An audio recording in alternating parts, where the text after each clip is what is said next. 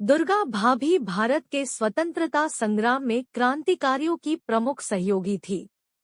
18 दिसंबर 1928 को भगत सिंह ने इन्हीं दुर्गा भाभी के साथ वेश बदलकर कलकत्ता मेल से यात्रा की थी।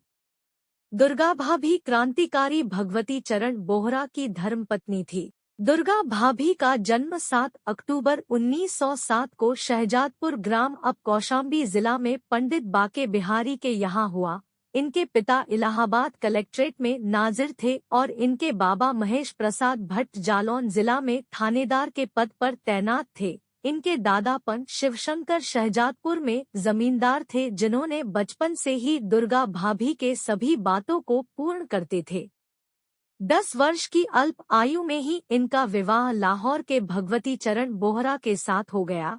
इनके ससुर शिवचरण जी रेलवे में ऊंचे पद पर तैनात थे। अंग्रेज सरकार ने उन्हें राय साहब का खिताब दिया था। भगवती चरण बोहरा राय साहब का पुत्र होने के बावजूद अंग्रेजों की दास्ता से देश को मुक्त कराना चाहते थे। वे क्रांतिकारी संगठन के प्रचार सचिव थे। वर्ष 1920 में पिताजी की मृत्यु के पश्चात भगवती चरण बोहरा खुलकर क्रांति में आ गए और उनकी पत्नी दुर्गा भाभी ने भी पूर्ण रूप से सहयोग किया।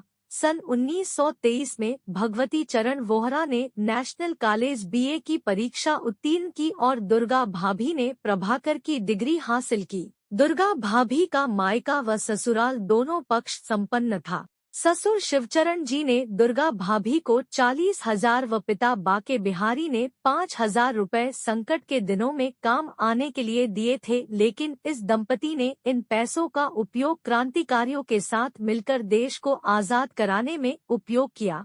मार्च 1926 में भगवती चरण बोहरा व भगत सिंह ने संयुक्त रूप से नौजवान भारत सभा का प्रारूप तैयार किया और रामचंद्र कपूर के साथ मिलकर इसकी स्थापना की। सैकड़ों नौजवानों ने देश को आजाद कराने के लिए अपने प्राणों का बलिदान वेदी पर चढ़ाने की शपथ ली। भगत सिंह व भगवती चरण बोहरा सहित सदस्यों ने अपने रक्त से प्रतिज्ञा पत्र पर हस्ताक्षर किए। 28 मई 1930 को रावी नदी के तट पर साथियों के साथ बम बनाने के बाद परीक्षण करते समय बोहरा जी शहीद हो गए। उनके शहीद होने के बावजूद दुर्गा भाभी साथी क्रांतिकारियों के साथ सक्रिय रही। 9 अक्टूबर 1930 को दुर्गा भाभी ने गवर्नर हैली पर गोली चला दी थी, जिसमें गवर्नर हैली तो बच गया लेकिन सैनिक अधिकारी टेलर घायल हो गया। मुंबई के पुलिस कमिश्नर को भी दुर्गा भाभी ने गोली मारी थी, जिसके परिणाम स्वरूप अंग्रेज पुलिस इनके पीछे पड़ गई। मुंबई के एक फ्लैट से दुर्गा भाभी व साथी यशपाल को गिरफ्तार कर लिया गया। दुर्गा भाभी का काम साथी क्रांतिकारियों के लिए राजस्थान से पिस्तौल लाना व ले जाना था। चंद्रशेखर आजाद ने अंग्रेजों से लड़ते वक्त जिस पिस्तौल से खुद को गोली मारी थी, उसे दुर्गा भाभी ने ही लाकर उनको दी थी। उस समय भी दुर्गा भाभी उनके साथ ही थी। उन्होंने पिस्तौल चलाने की ट्रेनिंग लाहौर व कानपुर में ली थी। भगत सिंह व बटुकेश्वर दत्त जब केंद्रीय असेंबली में बम फेंकने जाने लगे तो दुर्गा भाभी व सुशीला मोहन ने अपनी बाहें काटकर अपने रक्त से दोनों लोगों को तिलक लगाकर विदा किया था। असेंबली में बम फेंकने के बाद इन लोगों को गिरफ्तार कर लिया गया तथा फांसी दे दी गई।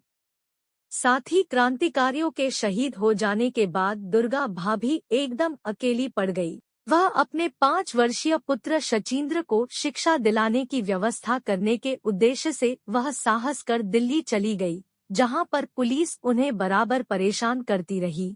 दुर्गा भाभी उसके बाद दिल्ली से लाहौर चली गई, जहां पर पुलिस ने उन्हें गिरफ्तार कर लिया और 3 वर्ष तक नजरबंद रखा। फरारी, गिरफ्तारी व रिहाई का यह सिलसिला 1931 से 1935 तक चलता रहा। अंत में लाहौर से जिलाबदर किए जाने के बाद 1935 में गाजियाबाद में प्यारेलाल कन्या विद्यालय में अध्यापिका की नौकरी करने लगी और कुछ समय बाद पुनः दिल्ली चली गई और कांग्रेस में काम करने लगी। कांग्रेस का जीवन रास न आने के कारण उन्होंने 1937 में छोड़ दिया। 1939 में इन्होंने मद्रास जाकर मारिया मांटेसरी से मांटेसरी पद्धति का प्रशिक्षण लिया तथा 1940 में लखनऊ में कैंट रोड के नजीराबाद एक निजी मकान में सिर्फ 5 बच्चों के साथ मांटेसरी विद्यालय खोला। आज भी यह विद्यालय लखनऊ में मांटेसरी इंटर कॉलेज के नाम से जाना जाता है। 14 अक्टूबर 1999 को गाजियाबाद में उन्होंने सबसे नाता तोड़ते हुए इस दुनिया से अलविदा कर लिया।